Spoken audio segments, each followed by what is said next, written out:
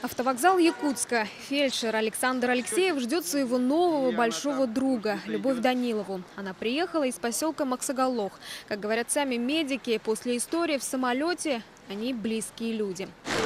Привет.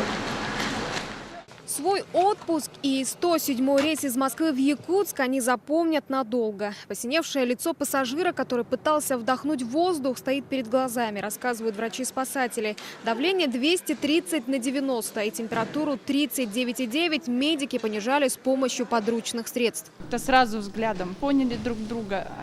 Медики обычно это сразу между собой у нас взаимопонимание. Для нас вот эти, сколько мы, часа 4 работали вот с пациентом. Больше 3 часов. Они для нас пролетели, как у меня первый раз такой быстрый перелет был. За 13 лет практики фельдшер реанимации Александр привык к экстремальным ситуациям. Руки профессионала не дрогнули и на небе. Внутри себя страшный страх стоял, потому что это все-таки же самолет, высота-то 11 тысяч метров. Страшно боялись, но не показали.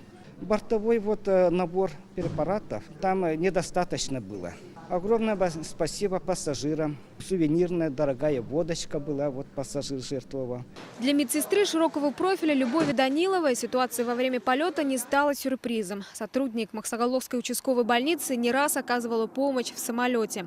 Шок был как-то уже по приезду домой я начала. Потому что все-таки это большая ответственность. Если бы с ним что-то случилось, нас бы виноваты были бы, конечно, мы, наверное. Потому что мы делали это на свой страх и риск без никакой страховки. Пока спасатели не встречались со своим пациентом, но знают, что его жизни ничего не угрожает.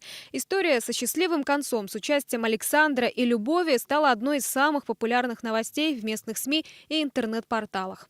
Герои нашего сюжета, конечно, в первую очередь выполняли свою работу. С другой стороны, их поступок – это большое добро. Добро, которого не так много в нашей повседневной жизни. Вернуть потерянный кошелек, помочь перейти улицу или просто уступить дорогу. Добро, как и сама жизнь, состоит из приятных мелочей. Айна Винокурова, Роберт Набиев, Василий Соловьев. Вести.